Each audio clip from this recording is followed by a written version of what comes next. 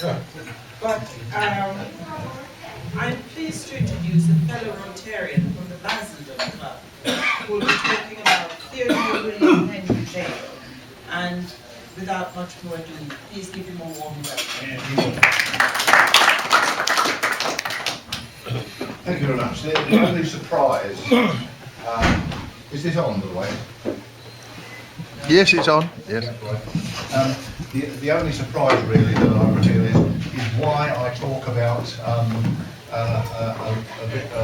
medallic subject, because my hobby happens to be collecting coins. So those who know me expect me to talk about coins rather than winners of medals. But,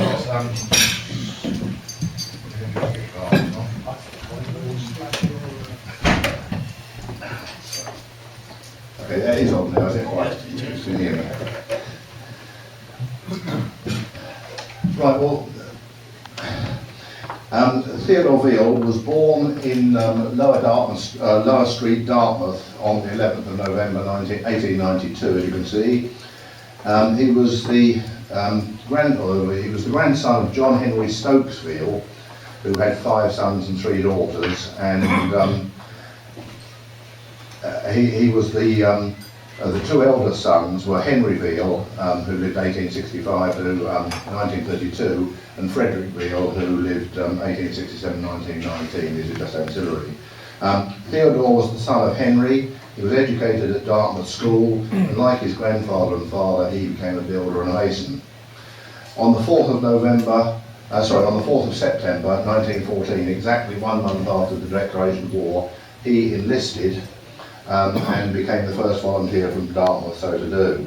He joined the Devon Regiment as Private 10799 Veale TWH, and he went to do his training. And that's the training group. He was with the 8th Battalion eventually, but that is him there, the 4th from the right on the front row. He was posted to the 8th and sent to France in July 1915, and they were shortly followed by the 9th Battalion, and they joined forces with the 20th Brigade in August 1915, and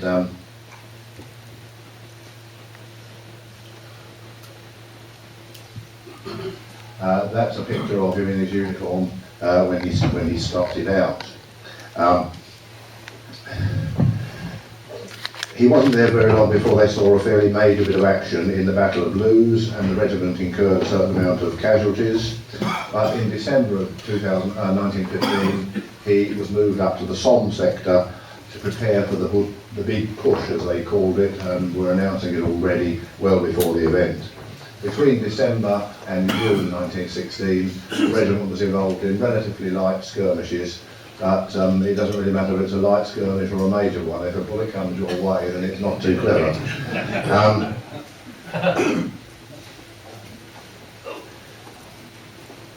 This is the area in which the troops are fighting, just around that village of Mametz, and it was their objective to get up to an area a lot closer to the Mametz village. Overall, the intention was to virtually take over the village, but it didn't necessarily happen too well.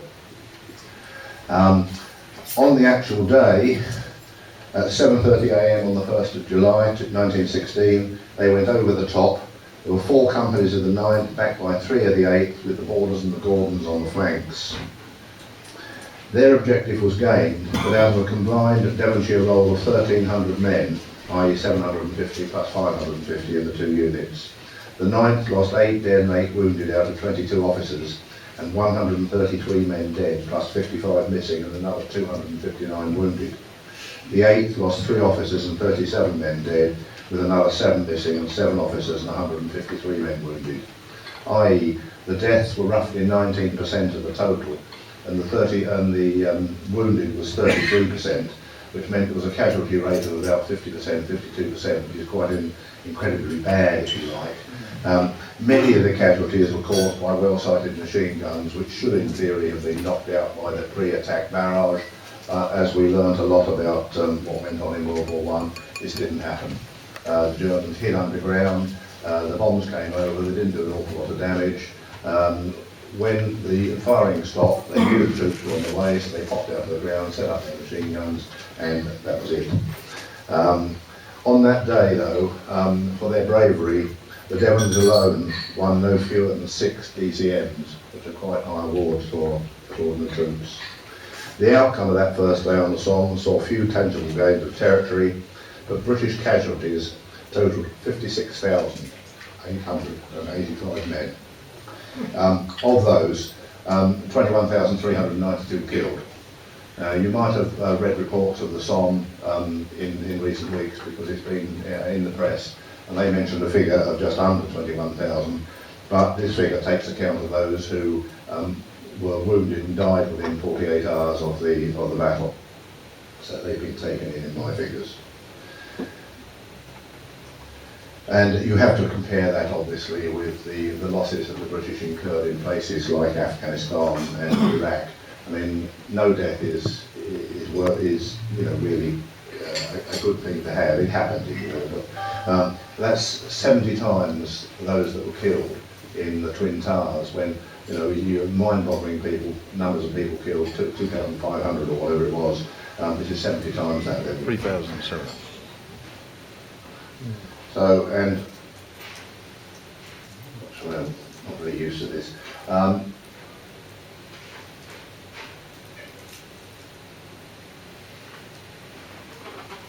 Sorry, whoever's in charge of this, it's not seemed to be going up. Can anyone help me with that? Sorry. Can I ask a question? Yes, please. Do you know what the casualties were on the other side? No, I don't. No, I don't. It's just not going up. It's gone back down again. I want it to.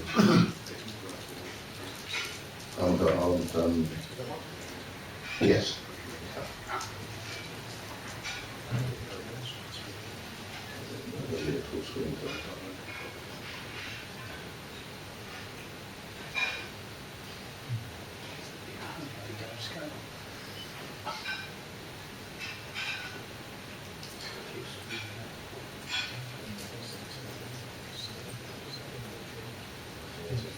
No, you've gone sailing past it.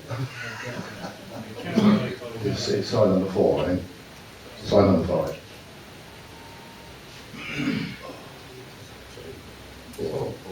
That's it.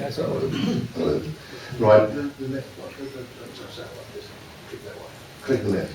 Right, okay. Sorry about that, I'm not used to this system.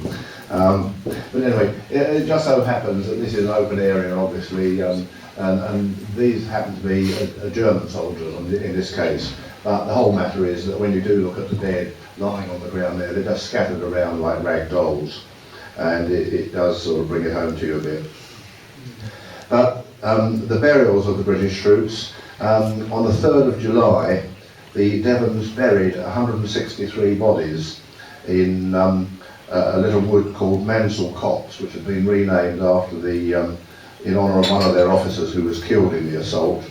And most of the remainder of that assault probably have no known grave.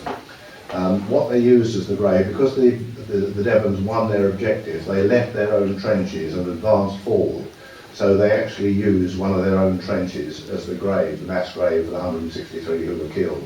So they just filled in the trench, marked it with a simple wooden cross, and it then remained virtually undisturbed for the rest of the war, because that particular position, it was overrun by the Germans in a late push, and then re-attacked and captured by the British.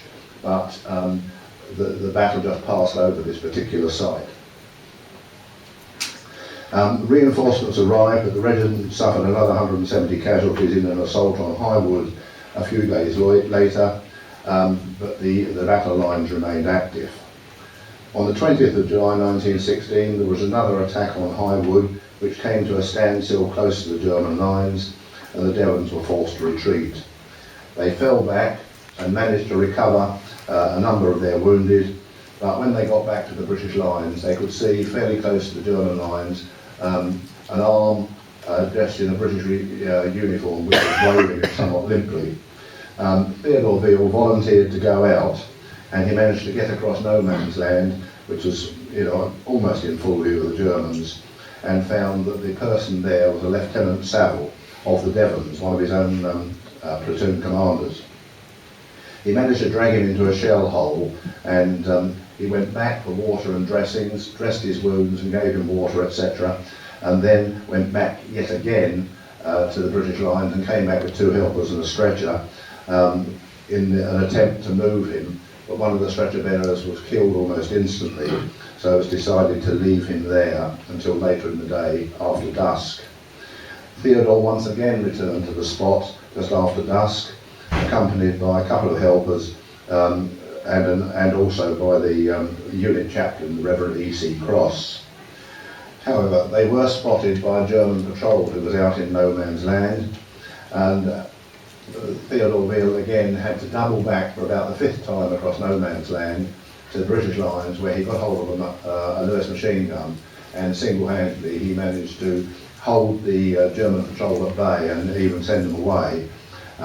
And they managed to return to the British lines with Lieutenant Saville, and he was nominated for and awarded the Victoria Cross, which was presented to him by George V on the 5th of February 1917, after he'd had a short spell in hospital to recover from the effects of a gas attack. That is the official photo of Theodore Veale in the VC register. He's actually wearing the VC. There he is in his hospital garb, and he is wearing his VC there, and by that time he'd been promoted to Lance Corporal.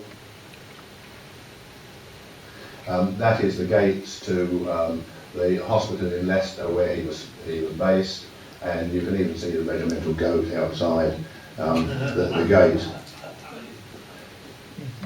This is a picture now of him. He is the one right in the centre there, wearing his VC again. But this is the hospital, the Royal Victoria Hospital in Netley near Southampton. Now, I've tended to assume that he was there on an encouragement visit rather than for treatment, because this particular hospital specialised in those who'd had a rather close encounter with Mademoiselle de Marmontier's rather than the German army. But anyway, a few words now about the Reverend Cross. He ended up as a major, as you can see there. He was born in 1887, ordained 1912, and became chaplain at Marlborough College. He enlisted in 1915, was posted to the 8th Devons, and remained with the Devons till the end of the war. It was him who organised the burial of the dead on that 1st to 3rd of July 1916, and as I said, they were all buried in a trench in Mansell Copse. It remained behind British lines until actually March 1918, and then the Germans had a push forward and went straight over it, and then a few weeks later the British had a big push and then just went straight across, and as I say, fortunately the burial site remained virtually unscathed. It became a permanent war cemetery, and it was unusual insofar as 161 of the 163 men buried there are all from one regiment, the Devons. It was formally unveiled by the Duke of Kent as Colonel-in-Chief and President of the War Graves Commission on the 1st of July 1986, 70 years on. There's a view of the cemetery, the open bit. There's no telling, that is more or less over the trench, but I don't think any of the bodies were moved, so I don't think when you're looking at a stone with the name of a certain individual on it that you're directly on his grave, but he is down there somewhere. There's the memorial, and there is a close-up of the wording to the front there, and you can see that it's the Devonshires held this trench and the Devonshires hold it still. And that is still there. Cross ended the war as senior chaplain to the 7th Division, of which the Devons were part. He was then a major and had been awarded the DSO, the MC, the Italian Cross of Merit, and 3 mentions in dispatches. He returned to Marlborough and then from there went as head of Christ College, Canterbury, New Zealand. He stayed out there till 1930.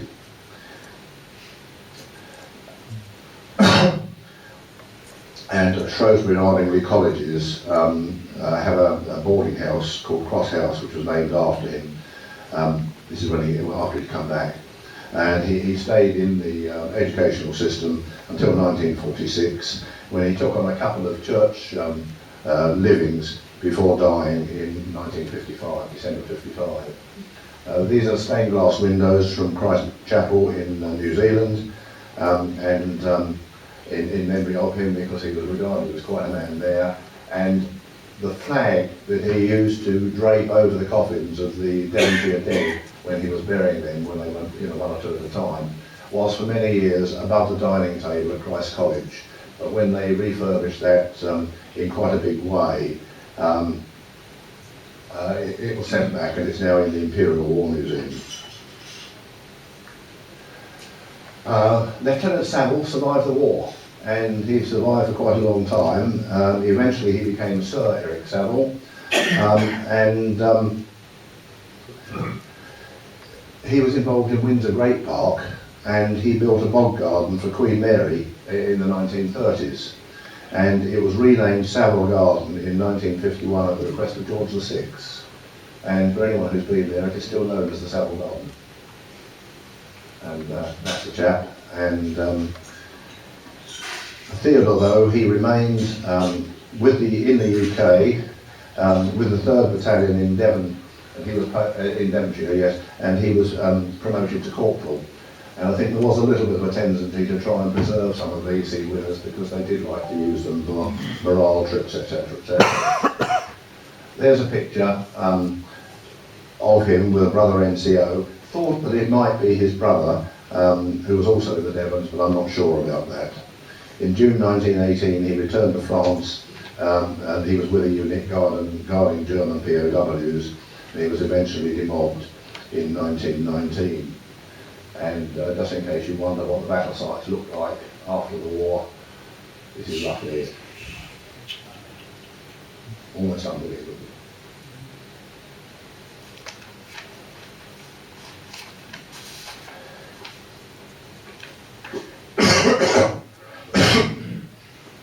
In civilian life, he had various jobs, but he had been quite an athlete and remained interested in sport. In fact, in 1915, in the regimental games, he was beaten by Saville in the 880 or the half mile, but he managed to beat Saville when he won the mile and the 2 miles, where Saville was the runner-up. He also tried rowing. I don't think this is exactly a professional race, but I do rather like the natty wear here of the suspenders by this chap here. I'm not sure that those are part of the formal dress for the boat race these days. He played in golf at Dartford United as a football club, and he also played for, sorry, I've gone past 2 minutes, rather than go back, there was a picture of the Dartford Rugby Club from 1925, and he was one of the players there. He worked for Twickenham's film studios, often as an actor, and he appeared in, amongst others, with Sid Field and Vera Lynn, and he appeared as himself in a film on the Battle of the Somme, when he was presented to the King at the premiere. He also acted as a chauffeur to celebrity players at Wimbledon, and includes amongst his passengers Frank Sedgman and Mo Connolly.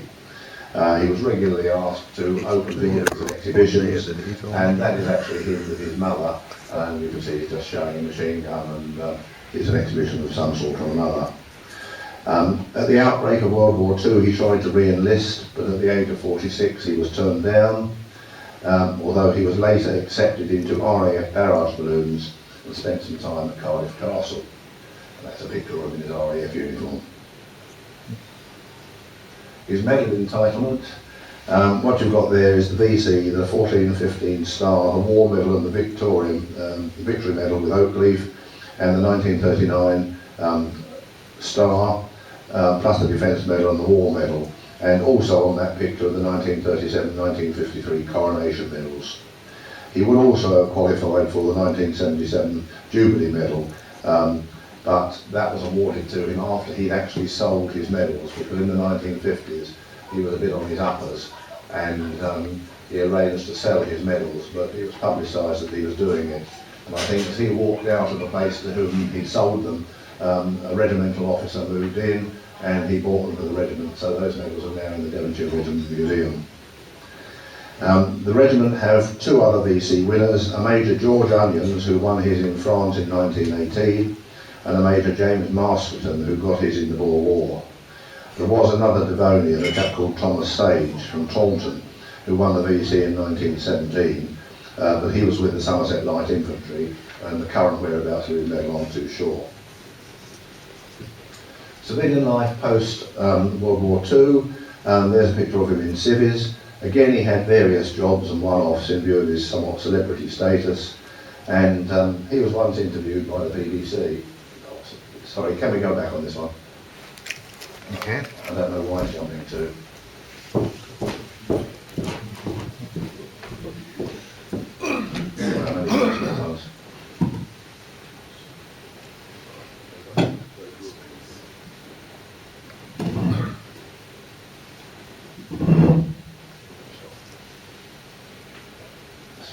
I'll keep it, yeah. Yeah. So let me just take it from there, and I'll flick through it quickly if I can. That's the rugby club on the way. Theodore Veale is, I'll just start looking at it, he is there, that one. Fourth from the right on back row. Someone spotted him well.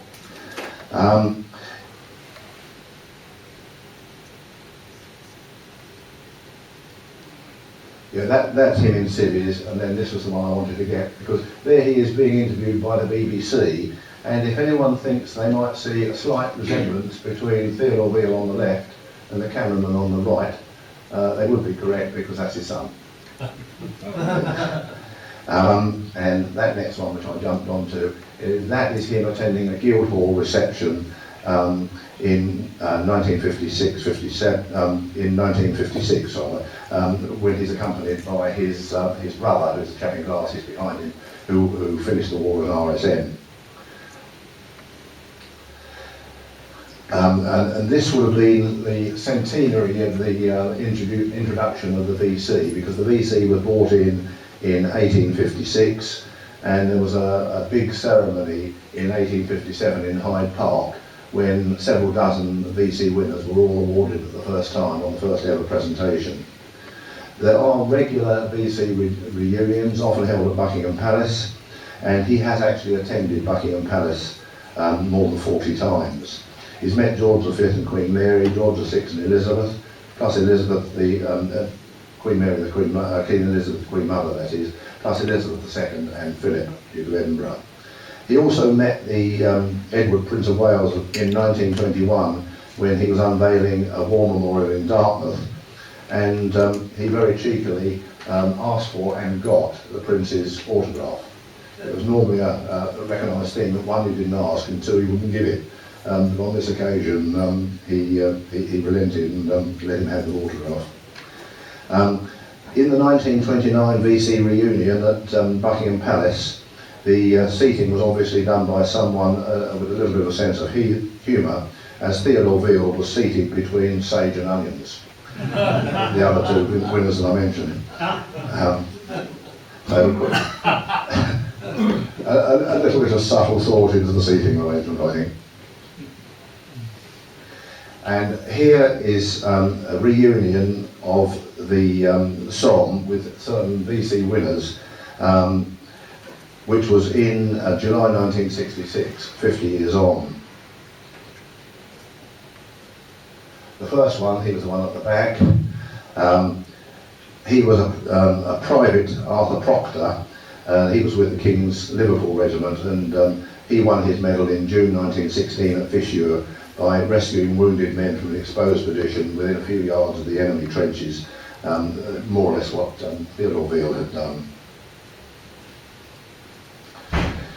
This chap was a private at the time, but finished the war as a corporal, James Hutchinson. He was with the Lancashire Fusiliers, and he won his also at Fissure, but later on in September. And he started off by leading a charge during an attack, wiping out enemy trenches, before covering a retirement and allowing wounded to be recovered.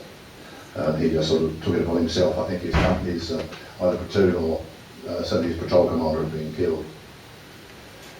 This one was a sergeant,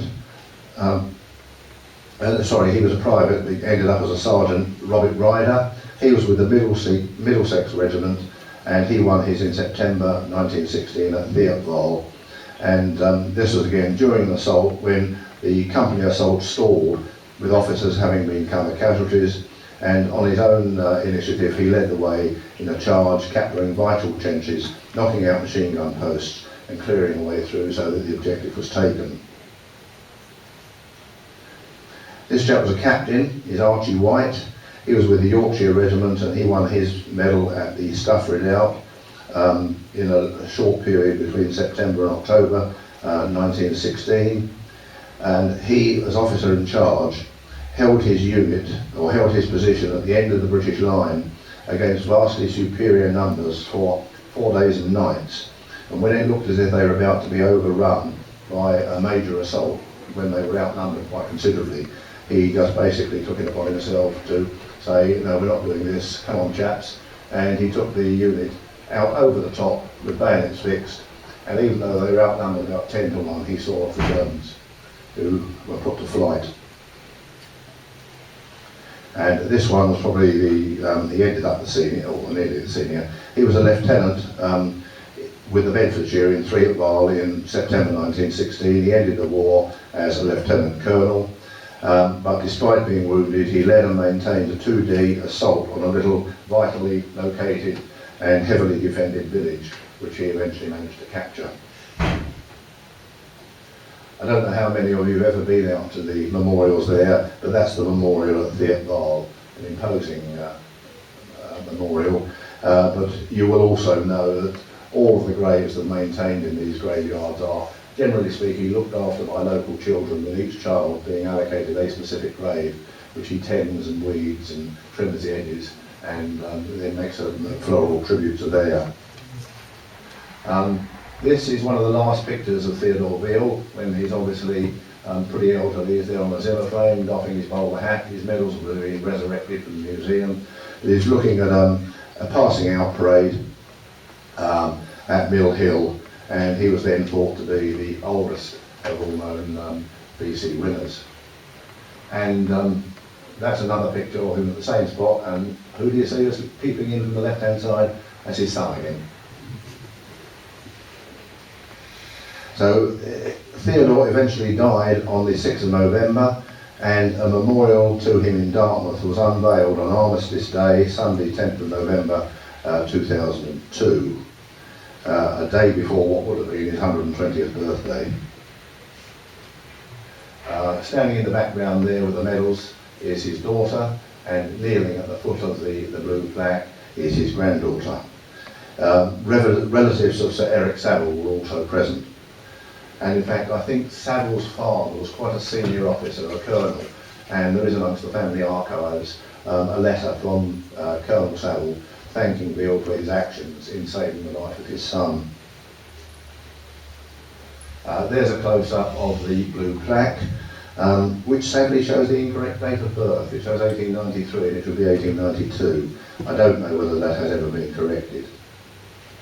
But then I started off by saying, why should I be talking on a medallic subject and a particular individual? One of the lesser known VCs, very few people will have heard of him, but nevertheless he is one of the winners of a VC, one of them relatively few, about 1,500 people, something like that. But we go on there, you can't see it too brilliantly. There's the Veale family from the top, and you've got Henry Veale going out one side with Theodore, his son, and then on the other side you've got Frederick Veale, the brother and uncle of Theodore, and then it's Ena Thomas, who's a daughter there, Ena Veale, that's my mother, and then I come in underneath. So Theodore Veale is actually a first cousin of my mother and a first cousin once removed from me, so that's why I did it. Sadly I never met him. The two brothers, part of the family, had a bit of a split way back in the 1890s, and Henry Peake and the family all stayed down in Devon, and Frederick Stokes Veale came up to Essex and stayed there.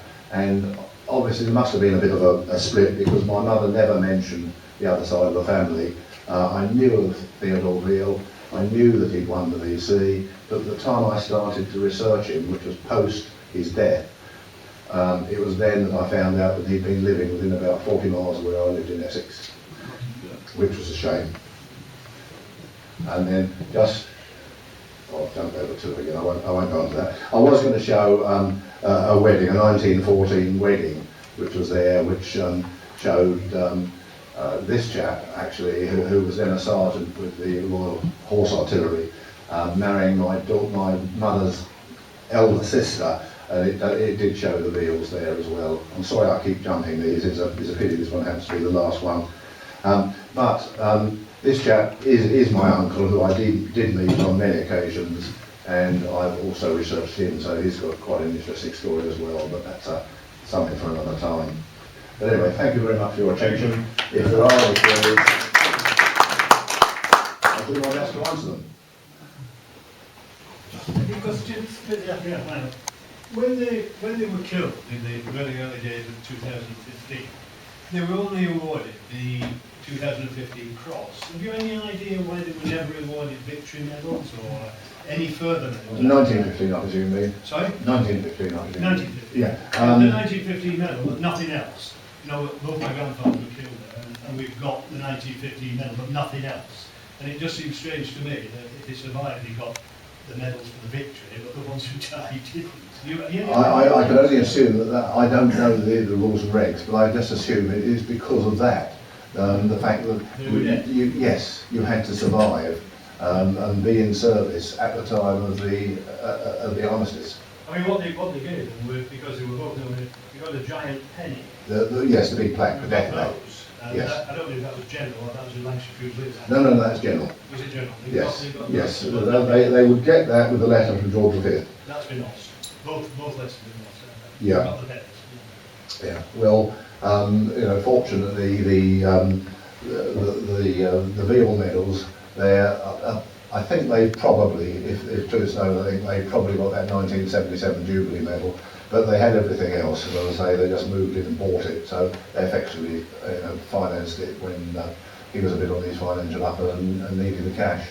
I mean, I think the sort of money that was paid there in the early 1950s was £1,500. Now, a decent salary in those days would have been about £1,000 a year. So it was quite a sizable chunk of money, but you will not now buy a single VC for probably less than 150, 200,000. And the really important ones cost a lot more. I mean, I don't know whether any of you have heard of a chap called Noel Shavas. I mean, he was a World War I medical officer. He served with the Liverpools, and he was in and out of no man's land, under fire, same as Reverend Cross was. He must have been a remarkable man. Shavas even more, because he went in and out at all times, rescuing troops and bringing back injured. He was injured himself, and he was awarded the VC. And then a year or two later, he was still at it, going back out and getting all these chaps back in. And he was very badly wounded on one occasion, but refused all treatment and carried on looking after his injured colleagues until such time as he himself died. And he was awarded a second VC. And that is absolutely unique. Well, I say unique, no, there's about 2 or 3 of them. But I'm aware that his medals were presented to one of the Oxford colleges. And Lord Ashcroft, you might have heard of again, he is a chap with more money than he knows what to do with. He has been buying up Victoria Crosses, and he has established the Ashcroft building at the Imperial War Museum, where all his medals are now on display, and it's intended that they should be passed on to the public on Ashcroft's death. Now, Ashcroft approached the college because he wanted to try and get hold of Shavas's medals, because he knew that they were wanting to raise money. And with the family's permission, he did a deal with the college, whereby he financed the construction of the building they wanted to put up by paying £1 million for Shavas's VC and bar. So that's the sort of money, and the sort of man he was, as well as something in the papers fairly recently. A chap wanted to sell his medals he was a New Zealander, to finance a hospital or something out in New Zealand. And Ashcroft got to hear of this, and he donated the money that was required, or the money that the New Zealander had been offered, which was, I think, it was either 175,000 or 75,000, whatever it was, and it was quite a decent amount of money. He donated that money on the understanding that the owner of the medal eventually bequeathed it to his own local museum, so that it would be on display to the public in New Zealand. So, you know, Ashcroft is quite a philanthropist, but I think he used to be the Conservative Treasurer. He's got pots of money, but he has bought dozens and dozens of Victoria Crosses and George Crosses and other similar medals of valour. So if you ever want to watch those, go and have a look at the Ashcroft building in the Imperial War Museum, because you'll see more VCs there than anywhere else. And it's him who's obviously driven up the price, because if he decides he wants to buy one, he buys it. And it doesn't matter who's there competing, he will outbid it. Any more questions?